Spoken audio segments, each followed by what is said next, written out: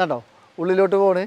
ഇതെങ്ങനെയുണ്ട്? ഈ ടെക്നിക്ക് എങ്ങനെയുണ്ട്? ഇതിൻ്റെ റിവേഴ്സ് ഗിയർ പെട്ടെന്ന് നിങ്ങൾക്ക് ആർക്കും ഇത് ഉപയോഗിക്കാത്ത ആൾക്കാർക്ക് കത്തൂല. പോണ പോക്കാണ് നിങ്ങൾ അടിപൊളിയായിട്ട് പോകുന്നുണ്ട് കേട്ടോ. യാതൊരുവിധ ബോഡി റോളിങ്ങോ കാര്യങ്ങളൊന്നും ഇല്ല. സഫാരി കാർസിൻ്റെ പുതിയൊരു വീഡിയോയിലേക്ക് എല്ലാവർക്കും സ്വാഗതം. ഇന്ന് നമ്മൾ നിങ്ങളെ പരിചയപ്പെടുത്താൻ പോകുന്നത് മെഴ്സിഡീസ് ബെൻസിൻ്റെ W124 എന്ന് പറയുന്ന ഒരു മോഡലാണ്. അതിൽ E250 എന്ന വേരിയൻ്റാണ് ഇന്ന് നിങ്ങളെ പരിചയപ്പെടുത്താൻ പോകുന്നത്. 1984 ആദ്യമായിട്ട് ഈ 124നെ മെഴ്സിഡീസ് ബെൻസ് അവതരിപ്പിച്ചത്. ഈ 123 എന്ന് പറയുന്ന മോഡലിനെ അവസാനിപ്പിച്ചതിന് ശേഷമാണ് ഈ ഒരു മോഡൽ 124നെ മെഴ്സിഡീസ് ബെൻസ് അവതരിപ്പിച്ചത്. അതിൽ തന്നെ ഈ ക്ലാസ്സിൽ ആദ്യത്തെ വാഹനമാണ്. ഈ ക്ലാസ് സെഗ്മെൻറ്റ് ഇപ്പോൾ എവിടെ എത്തി നിൽക്കുന്നത് നിങ്ങൾക്കൊക്കെ കാണാം. കാരണം 2010, 2013, 2016, 2017 മോഡൽ വാഹനങ്ങളൊക്കെ നമ്മുടെ ചാനലിൽ നമ്മൾ തന്നെ പരിചയപ്പെടുത്തിയിട്ടുണ്ട്. അപ്പോൾ ഈ ക്ലാസ് സെഗ്മെൻറ്റിൽ വരുന്ന ഫസ്റ്റ് ജനറേഷൻ മോഡലാണ് W124. അപ്പോൾ ഈ ഒരു മോഡൽ വാഹനത്തിൻ്റെ വിശേഷങ്ങളാണ് ഇന്ന് നിങ്ങളെ മുന്നിൽ പരിചയപ്പെടുത്താൻ പോകുന്നത്. കംപ്ലീറ്റ് റീസ്റ്റോറേഷൻ ചെയ്തൊരു വാഹനമാണ്. കംപ്ലീറ്റ് ഒറിജിനാലിറ്റിയിൽ തന്നെ റീസ്റ്റോറേഷൻ ചെയ്തൊരു മോഡൽ വാഹനം ഇന്ന് നിങ്ങളെ മുന്നിൽ കൊണ്ടുവന്നിട്ടുണ്ട്. ഈ ഒരു വാഹനത്തിൻ്റെ മോഡൽ വരുന്നത് 1997 ഏറ്റവും അവസാനം ഇറങ്ങിയ മാനുവൽ ട്രാൻസ്മിഷനിൽ വരുന്ന W124 ആണ് പരിചയപ്പെടുത്താൻ പോകുന്നത്.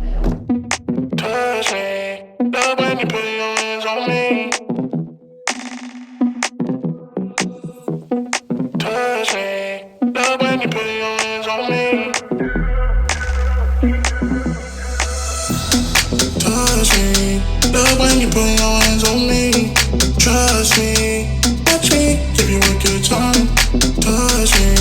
Love when you put your hands on me, love when you put your hands on me.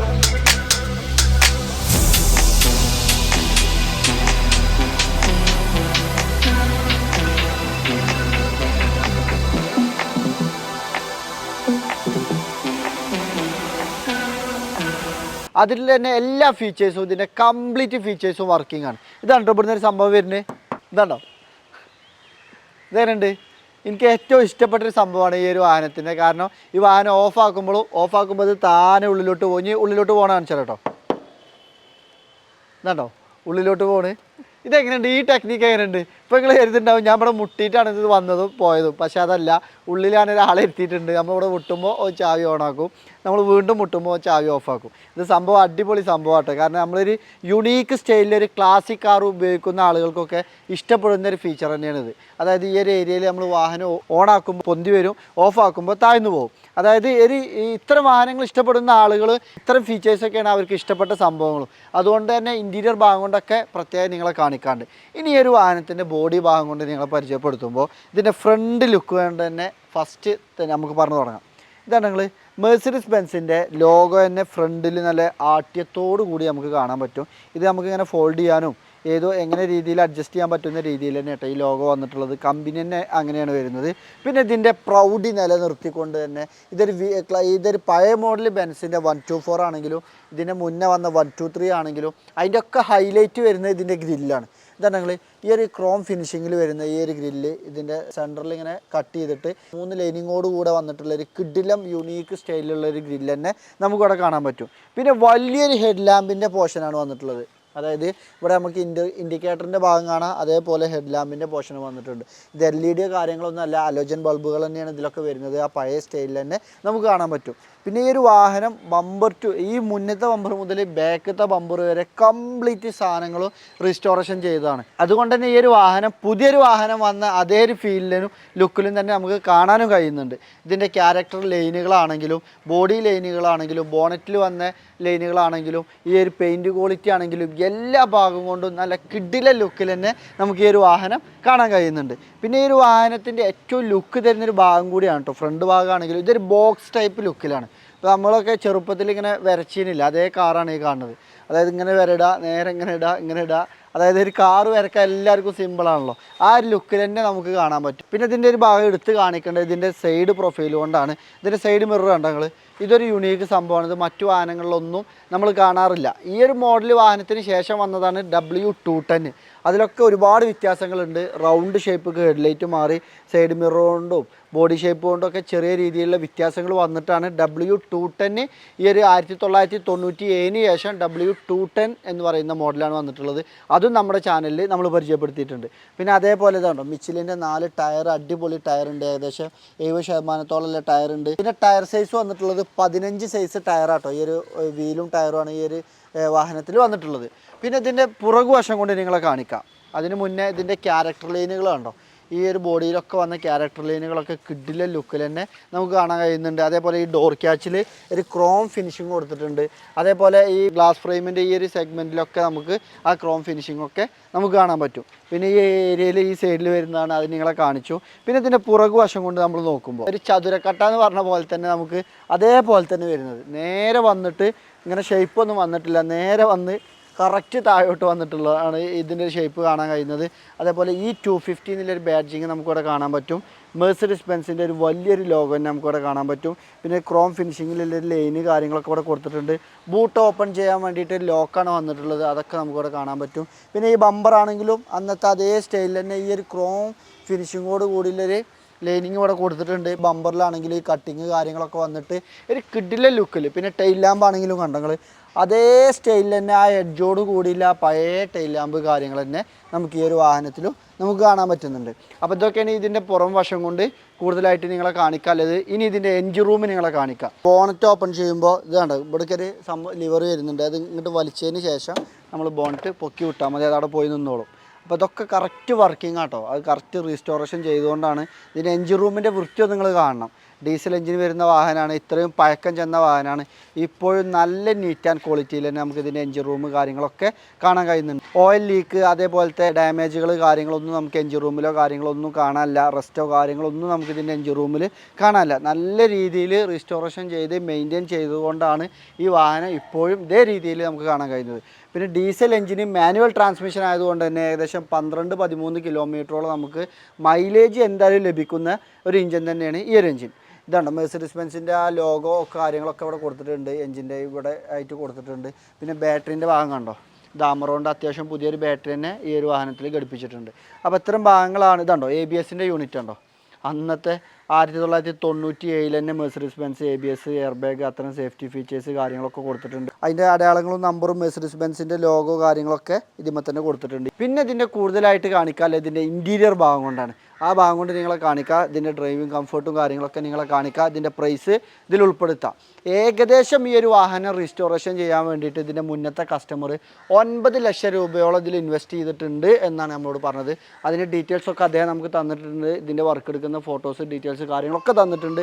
ഇതിൻ്റെ അപ്പോളിസ്റ്ററി മുതൽ പെയിൻറ്റിങ് മുതൽ ബോഡി മുതൽ എൻജിൻ മുതൽ മെക്കാനിക്കൽ മുതൽ ബ്രേക്ക് ലൈനർ മുതൽ പേട് എല്ലാ സംഭവങ്ങളും കംപ്ലീറ്റ് മാറ്റി കിഡിലും ഒരു പുതിയ വാഹനം എങ്ങനെയാണോ അതേ ഒരു ഫീലിലേക്ക് ഈ വാഹനം കൊണ്ടുവന്നിട്ടുണ്ട്. ഇതിൻ്റെ സീറ്റൊക്കെ ആ വിൻറ്റേജ് ലുക്കിൽ അന്ന് വന്ന അതേ ടൈപ്പ് തന്നെ അതേ രീതിയിൽ തന്നെയാണ് അദ്ദേഹം പുതിയ ചെയ്തത്. കാരണം ഇത്തരം വാഹനത്തിനൊക്കെ നമുക്ക് ന്യൂജൻ ടെക്നോളജി ഉപയോഗിച്ചിട്ടുള്ള സീറ്റ് കവർ കാര്യങ്ങളൊക്കെ നമുക്ക് ചെയ്യാം. പക്ഷേ അത് അന്ന് വരുന്ന അതേ ലുക്കിലും അതേ ഒരു ഫീലും കിട്ടുന്ന രീതിയിലാണ് ഇതിൻ്റെ ഡോർ പേഡ് ആണെങ്കിലും ഇൻറ്റീരിയർ ഭാഗമാണെങ്കിലും എല്ലാം ഈ ഒരു വാഹനത്തിൽ ചെയ്തിട്ടുള്ളത്. ഇനി ഇതിൻ്റെ ബൂട്ട് ഓപ്പൺ ചെയ്തിട്ട് നിങ്ങളെ കാണിക്കാം. അത്യാവശ്യം ബൂട്ട് സ്പേസും കാര്യങ്ങളൊക്കെ കിട്ടുന്നൊരു വാഹനം തന്നെയാണ്. ഇത് ബൂട്ട് ഓപ്പൺ ചെയ്തിട്ട് നിങ്ങളെ കാണിക്കുമ്പോൾ ഇതാണ്ടോ, പ്രസ് ചെയ്താൽ തന്നെ ഇത് ഓപ്പണായി. ഇത് അന്ന് വന്ന ആ റോഡ് അസിസ്റ്റൻസിന് വെക്കുന്ന നമ്മൾ അടയാളത്തിന് വെക്കുന്ന സംഭവങ്ങൾ കാര്യങ്ങളൊക്കെ ഇവിടെ ഉണ്ട്. അതേപോലെ ഇതുണ്ടോ, ഇതിൻ്റെ സ്പെയർ വീല് കാര്യങ്ങളൊക്കെ വെക്കുന്ന ഒരു ഏരിയയാണ് ഈ കാണുന്നത്. ഇതിൻ്റെ സ്പെയർ വീല് കാര്യങ്ങളൊക്കെ നമുക്ക് കാണാൻ കഴിയുന്നുണ്ട്. അത്യാവശ്യം വലിയൊരു ബൂട്ട് സ്പേസ് തന്നെ ഈ ഒരു വാഹനത്തിൽ വന്നിട്ടുണ്ട്. ഇത് നമ്മളിത് ഓപ്പൺ ചെയ്യാൻ വേണ്ടിയിട്ട് ഇത് ലോക്ക് ആക്കിയിട്ടില്ല എന്നുണ്ടെങ്കിൽ ഇത് പ്രസ് ചെയ്താൽ തന്നെ ബൂട്ട് ഓപ്പൺ ആവും. അപ്പോൾ അത്തരം ഫംഗ്ഷനാണ് ഈ ഒരു ഭാഗം കൊണ്ട് നിങ്ങളെ കാണിക്കാമല്ലേ. ഇനി ഇതിൻ്റെ ഇൻറ്റീരിയർ ഭാഗം കൊണ്ടൊക്കെ ഇതിൻ്റെ വർക്കിംഗ് കാര്യങ്ങളൊക്കെ നിങ്ങളെ കാണിക്കട്ടോ. ഇതാണ് ഇതിൻ്റെ കീ വന്നിട്ടുള്ളത്. സെൻട്രൽ ലോക്കോ കാര്യങ്ങളൊന്നുമില്ല, വലിയ സെൻസർ സംവിധാനങ്ങളൊന്നുമില്ല, നോർമൽ കീ ആണ്. വാഹനം ഓൺ ആക്കുമ്പോൾ ഇതുണ്ടോ, ഇത് നമ്മൾ നോർമലായിട്ട് ഓണാക്കുന്ന രീതിയിൽ തന്നെ നമ്മൾ ഓണാക്കുക. അതിനുശേഷം ഇത് മാനുവൽ ട്രാൻസ്മിഷനാണ്, ഓട്ടോമാറ്റിക് അല്ല. നമ്മൾ പ്രസ് ചെയ്ത് കഴിഞ്ഞാൽ ആ സൗണ്ട് കേട്ടങ്ങൾ ആ വിൻറ്റേജ് വാഹനം സ്റ്റാർട്ടാവുന്ന അതേ സൗണ്ടോട് കൂടി തന്നെ ആ വാഹനം സ്റ്റാർട്ടാവും. ഇതാണ് ഇതിൻ്റെ വൈപ്പർ സിസ്റ്റം വന്നിട്ട്. വൈപ്പർ ഒരു യുണീക്ക് സ്റ്റൈലിലാട്ടോ വർക്ക് ചെയ്യണത്. ഇത്രയും വലിയൊരു ഗ്ലാസ് ക്ലീൻ ചെയ്യാൻ ആ വൈപ്പർ മാത്രം മതി, അത് നല്ല ചാടി ക്ലീൻ ചെയ്യും. ഇനി നിങ്ങളെ കാണിക്കാമല്ലോ, ഇതിൽ കൂടുതൽ ഫങ്ഷൻസോ ഓപ്ഷൻസോ ഒന്നും വരുന്നില്ല. അന്നത്തെ കാലത്ത് അത്യാവശ്യം വേണ്ട സേഫ്റ്റി ഫീച്ചേഴ്സ് കാര്യങ്ങൾ അത്യാവശ്യം നമുക്ക് വേണ്ട ഫങ്ഷൻസൊക്കെയാണ് വന്നിട്ടുള്ളത്. ഇതാണ് ഡോർ പേഡൊക്കെ നോർമലാണ്. ഇതിൻ്റെ പവർ വിൻഡോ കാര്യങ്ങൾ ഇവിടെയാണ് വന്നിട്ടുള്ളത്, ഡോർ പേഡിലല്ല. ഇതൊക്കെ ഇതുണ്ട് നല്ല വർക്കിംഗ് കേട്ടോ, സ്മൂത്ത് വർക്കിംഗ് ആണ്. പവർ വിൻഡോ വർക്കിംഗ് ഉണ്ടോ, അതുണ്ടോ പക്കാ സ്മൂത്ത് വർക്കിംഗ് ആണ്. പിന്നെ ഇതാണ് എസിൻ്റെ യൂണിറ്റ് വരുന്നത്. മാനുവലി നമുക്ക് ഓണാക്കാനും ഓഫാക്കാനും പറ്റുന്ന രീതിയിലാണ് ഇതിൻ്റെ AC യൂണിറ്റ് കാര്യങ്ങളൊക്കെ വന്നിട്ടുള്ളത്. ഇത് നമ്മളെ പുറകിലെ ഹെഡ്റസ്റ്റ് അഡ്ജസ്റ്റ് ചെയ്യാനുള്ള ബട്ടണാണ്. അതേപോലെ ഈ ഒരു ലൈറ്റ് ആണോ പുറകിലെ ലൈറ്റ്, ആ ലൈറ്റ് ഓഫാക്കാനും ഓണാക്കാനുമുള്ള ബട്ടണാണ് ഇവിടെ വന്നിട്ടുള്ളത്, ഈ സെൻറ്ററിൽ വന്നിട്ടുള്ളത്. അപ്പോൾ ഈ സെൻറ്റർ കൺസോളിൽ അധികം കാര്യങ്ങളൊന്നുമില്ല. ഈ ഒരു ഭാഗം കൊണ്ട് ഈ കാണുന്ന ഈ ഒരു ഭാഗങ്ങൾ മാത്രമാണ് നിങ്ങളെ കാണിക്കാല്ലേ. പിന്നെ ഇവിടെ സ്റ്റോറേജ് സ്പേസ് വന്നിട്ടുള്ളത്. ഒരു ഷട്ടർ ലുക്കിൽ നേരെ ഇവിടെ പ്രസ് ചെയ്ത് കഴിഞ്ഞാൽ ഇവിടെ നമുക്ക് ഓണാക്കാം. ചെറിയ സ്റ്റോറേജ് സ്പേസ് കാര്യങ്ങളൊക്കെ ഇവിടെ വന്നിട്ടുണ്ട്. പിന്നെ ഒരു വുഡ് ഫിനിഷിങ്ങിൽ ഇതുണ്ടോ, പക്കാ ഒരു വുഡിൻ്റെ ഫിനിഷിങ്ങോട് കൂടി തന്നെ ഈ ഒരു സെൻറ്റർ കൺസോൾ കാര്യങ്ങളൊക്കെ ഡിസൈൻ ചെയ്തിട്ടുണ്ട്. പിന്നെ സ്റ്റിയറിങ്ങിൽ ഒരു എയർ ബാഗ് വന്നിട്ടുണ്ട്, ഇവിടെ ഒരു എയർ ബാഗ് വന്നിട്ടുണ്ട്. അപ്പോൾ അത്തരം ഭാഗങ്ങളൊക്കെയാണ് ഈ ഒരു ഭാഗം കൊണ്ട് കാണിക്കാനുള്ളത്. പിന്നെ ഈ ഡാഷിൻ്റെ മെറ്റീരിയൽ കാര്യങ്ങളൊക്കെ കണ്ടെങ്കിൽ അന്നാ വന്ന അതേ ആ സ്റ്റൈലിൽ തന്നെയാണ്. റൂഫാണെങ്കിലും കേട്ടോ, റൂഫൊക്കെ അതേ ലുക്ക് തന്നെ നമുക്ക് കാണാൻ കഴിയുന്നുണ്ട്. അധികം മാറ്റങ്ങളോ കാര്യങ്ങളോ ഒന്നും വന്നിട്ടില്ല. ഈ സീറ്റ് ഫിനിഷിങ്ങോട് കൂടി ഞാൻ നേരത്തെ പറഞ്ഞു പുതിയത് മാറ്റിയതാണ്. അതുകൊണ്ടാണ് ഇത്രയും വൃത്തിയിൽ ഈ ഒരു വാഹനം കാണുന്നത്.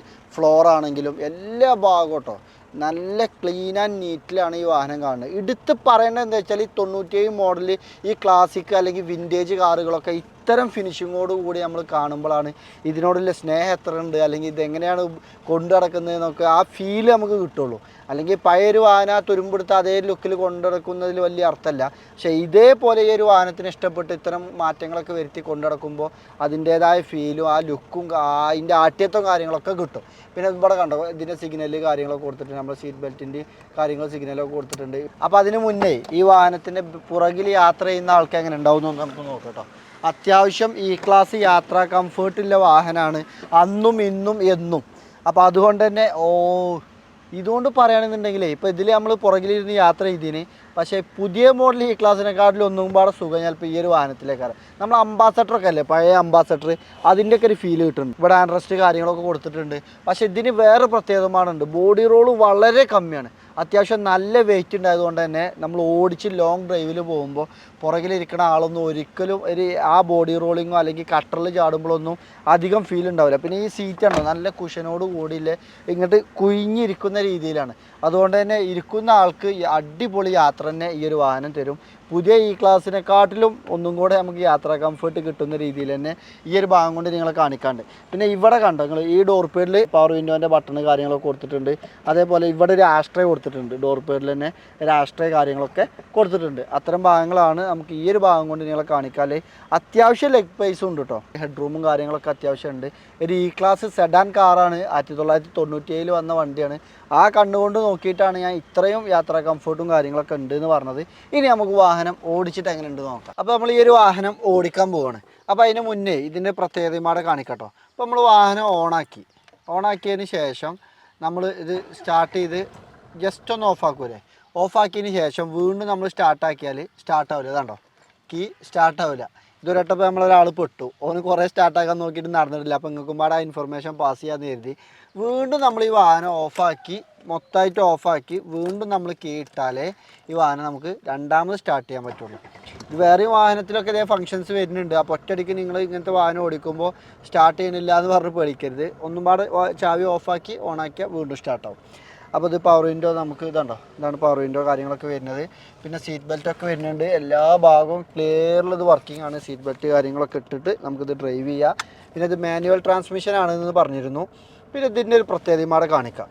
ഇതിൻ്റെ റിവേഴ്സ് ഗിയർ പെട്ടെന്ന് നിങ്ങൾക്ക് ആർക്കും ഇത് ഉപയോഗിക്കാത്ത ആൾക്കാർക്ക് കത്തൂല. ഇതിപ്പോൾ നമ്മൾ ഫസ്റ്റ് സെക്കൻഡ് നമ്മൾ നോർമൽ ഗിയർ ബോക്സ് തന്നെയാണ് വരുന്നത്. പക്ഷേ റിവേഴ്സ് നമ്മൾ ഒന്നില്ലെങ്കിൽ പ്രസ് ചെയ്തിട്ട് ഫസ്റ്റ് കിട്ടുക ആ മോഡലിൽ കിട്ടുക റിവേഴ്സ് വരും. അതേപോലെ നോർമലായിട്ട് ഇങ്ങോട്ട് ഇട്ട റിവേഴ്സ് വരും. ഇതെങ്ങനെ വരുന്നത് വെച്ചാൽ ഇത് നേരെ നമ്മൾ ഗിയർ പൊക്കിയതിന് ശേഷം സെക്കൻഡ് ഗിയർ കിട്ടാതെ ഇത് റിവേഴ്സ്. ഇതാണ് ഇതിൻ്റെ റിവേഴ്സ്. അപ്പോൾ ഈ 124 ഒറ്റയടിക്ക് ഓടിക്കാൻ പോകുന്ന ആൾക്കാർക്ക് പെട്ടെന്ന് റിവേഴ്സ് എവിടെ നിന്ന് തപ്പൽ വരും. അതുകൊണ്ട് അതും പാടെ ഉൾപ്പെടുത്തിയതാണ്. നേരെ ഒന്നുമില്ല, നേരെ നമ്മൾ പ്രസ് ചെയ്യുന്നതിന് പകരം ഇതിങ്ങനെ പൊക്കാൻ പറ്റും. ഇതിങ്ങനെ പൊക്കാൻ പറ്റും. ഇത് പൊക്കിയതിന് ശേഷം നേരെ നമ്മൾ സെക്കൻഡ് ഗിയർ ഇട്ട് കഴിഞ്ഞാൽ അതാണ് ഇതിൻ്റെ റിവേഴ്സ് വരുന്നത്. ഇനി നമ്മൾ ഫസ്റ്റ് ഗിയറിലിട്ട് വാഹനം ഓടിക്കുക. സ്മൂത്ത് വർക്കിംഗ് ആട്ടോ വണ്ടി എന്ന് പറഞ്ഞാൽ. ഇത് അതായത് 124 ഈ പഴയ ക്ലാസിക് കാറുകളെ അങ്ങനെ ഒരു മാർക്കറ്റ് വാല്യൂ കാര്യങ്ങളോ ഒന്നുമില്ല. ഇത് ഈ വാഹനത്തിൻ്റെ കണ്ടീഷൻ എങ്ങനെയാണോ അതിനനുസരിച്ചായിരിക്കും ഇതിൻ്റെ പ്രൈസ്. അതാണ് ഇത്തരം വാഹനങ്ങൾ എടുക്കുമ്പോൾ. ചില വാഹനം 3 ലക്ഷത്തിന് നമുക്ക് 124 കാണാം, ചില 124 10 ലക്ഷം ചോദിക്കണ 124 കാണാം. അത് ആ വാഹനത്തിൻ്റെ കണ്ടീഷൻ അനുസരിച്ചായിരിക്കും ഓരോ ക്ലാസിക് ആണെങ്കിലും വിൻറ്റേജ് ആണെങ്കിലും അതിൻ്റെ പ്രൈസ്. ഇപ്പോൾ 3 ലക്ഷം രൂപയ്ക്ക് നോർമൽ അത്യാവശ്യം വർക്കിലൊരു വണ്ടി എടുത്തിട്ട് ഇത്തരം വാഹനങ്ങളൊക്കെ നമ്മൾ റീസ്റ്റോറേഷൻ ചെയ്ത് വരുമ്പോൾ അതിൻ്റെ പ്രൈസൊക്കെ നമ്മൾ പ്രതീക്ഷയിലെക്കാട്ടിലും കൂടുതലായിട്ട് വരും. അപ്പോൾ അതുകൊണ്ട് ആണ് ഈ ഒരു വാഹനത്തിന് പ്രൈസ് ഉദ്ദേശിക്കുന്നത് 6,90,000 രൂപയാണ് ഈ ഒരു വാഹനത്തിൻ്റെ പ്രൈസ് ഉദ്ദേശിക്കുന്നത്. സ്റ്റിയറിംഗ് അഡ്ജസ്റ്റ് ചെയ്യാൻ പറ്റുന്ന സ്റ്റിയറിംഗ് ഒന്നല്ല, നോർമൽ സ്റ്റിയറിംഗ് ആണ്. ഇപ്പോൾ നമ്മൾ ഈ ഒരു വാഹനം ഓടിക്കുമ്പോൾ ഡീസൽ എഞ്ചിൻ്റെ ആ ഒരു വിൻറ്റേജ് വർക്കിങ്ങിൽ ആ സൗണ്ടിലൊക്കെ കേട്ട് നമുക്ക് നല്ല സ്മൂത്തായിട്ട് ഓടിച്ചു പോകാൻ പറ്റും.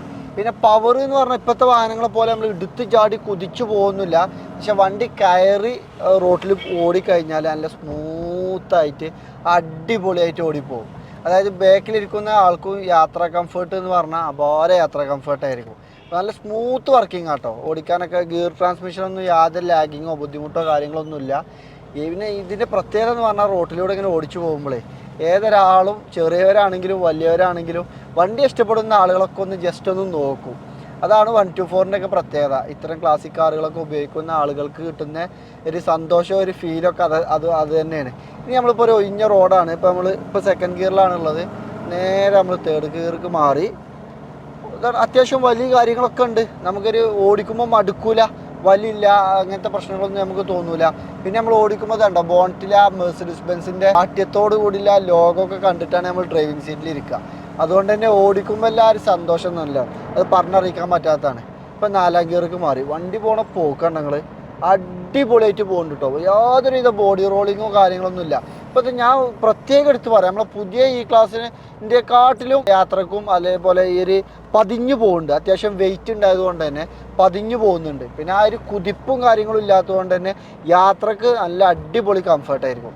നല്ല സ്മൂത്തായിട്ട് ഓടിപ്പോകുന്നുണ്ട്. ഇപ്പം ഏകദേശം ഇതാണ് 5ാം ഗിയർക്ക് നമ്മൾ മാറി. അടിപൊളി, ഒരു രക്ഷയില്ല. അതാണ് ഇതിൻ്റെ ഡ്രൈവിങ്ങിനെ പറ്റി പറയാനുള്ളത്. സീറ്റ് അഡ്ജസ്റ്റ്മെൻറ്റ് കാര്യങ്ങളൊക്കെ മാനുവലി വരുന്നുണ്ട്. നമുക്ക് ഏത് ഹൈറ്റുള്ള ആളുകൾക്കും ഹൈറ്റ് കമ്മിയുള്ള ആളുകൾക്കൊക്കെ ഓടിച്ച് ഉപയോഗിക്കാൻ പറ്റുന്ന രീതിയിൽ തന്നെയാണ് വന്നിട്ടുള്ളത്. അപ്പോൾ അത്തരം ഭാഗങ്ങളൊക്കെയാണ് ഈ ഒരു വാഹനം ഡ്രൈവ് ചെയ്തിട്ട് നിങ്ങളോട് പങ്കുവെക്കാനുള്ളത്. തീർച്ചയായിട്ടും ഈ വീഡിയോൻ്റെ അഭിപ്രായം നിങ്ങൾ കമൻറ്റ് ബോക്സിൽ അറിയിക്കണം.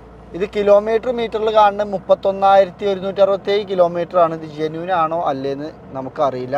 തീർച്ചയായിട്ടും ഇത് വാങ്ങിക്കാൻ ഇഷ്ടപ്പെടുന്ന ആളുകൾ കോൺടാക്ട് ചെയ്യുകയാണെങ്കിൽ അതിനെപ്പറ്റി അന്വേഷിച്ചിട്ട് നമ്മൾ പറഞ്ഞു തരുന്നതാണ്. എന്തായാലും ഒരു ജെന്യൂൻ ആവാൻ സാധ്യതയില്ല, കാരണം ഡീസൽ എഞ്ചിനാണ്, ഇത്രയും പഴക്കമുള്ള വാഹനമാണ്. അപ്പോൾ ഇതൊക്കെയാണ് ഈ ഒരു വാഹനങ്ങളുടെ ഡീറ്റെയിൽസ് നിങ്ങളോട് പറയാനുള്ളത്. തീർച്ചയായിട്ടും നിങ്ങളുടെ അഭിപ്രായം പങ്കുവെക്കുന്നതോടൊപ്പം നമ്മുടെ ചാനൽ ആദ്യമായിട്ട് കാണുന്നവർക്ക് വേണ്ടിയിട്ട് മലപ്പുറം ജില്ലയിൽ കരുവാരകുണ്ട് എന്ന സ്ഥലത്താണ് നമ്മുടെ ഷോറൂം സ്ഥിതി ചെയ്യുന്നത്. ചാനൽ ആദ്യമായിട്ട് കാണുന്നവരൊക്കെ സബ്സ്ക്രൈബ് ചെയ്ത് കൂടാൻ മറക്കരുത്. തീർച്ചയായിട്ടും പുതിയൊരു വീഡിയോ ആയിട്ട് നമുക്ക് അധികം വൈകാതെ കാണാം. അപ്പോൾ ഇതുവരെ ഈ വീഡിയോ കണ്ട, ഇതുവരെ എന്നെ കേട്ട എല്ലാവർക്കും ഒരുപാട് നന്ദി. നമ്മളെ കോൺടാക്ട് ചെയ്യാനുള്ള നമ്പറിൽ, സ്ക്രീനിൽ കൊടുത്ത നമ്പറിൽ മാത്രം നിങ്ങൾ കോൺടാക്ട് ചെയ്യണം. തീർച്ചയായിട്ടും വാഹനത്തിൻ്റെ കൂടുതൽ ഡീറ്റെയിൽസിനായിട്ട് ഈ സ്ക്രീനിൽ കാണിച്ച നമ്പറിൽ കോൺടാക്ട് ചെയ്താൽ മുഴുവൻ ഡീറ്റെയിൽസും നിങ്ങൾക്ക് ലഭിക്കുന്നതാണ്. എന്തെങ്കിലും തെറ്റുകുറ്റങ്ങൾ പറ്റിയിട്ടുണ്ടെങ്കിൽ ക്ഷമിക്കണം.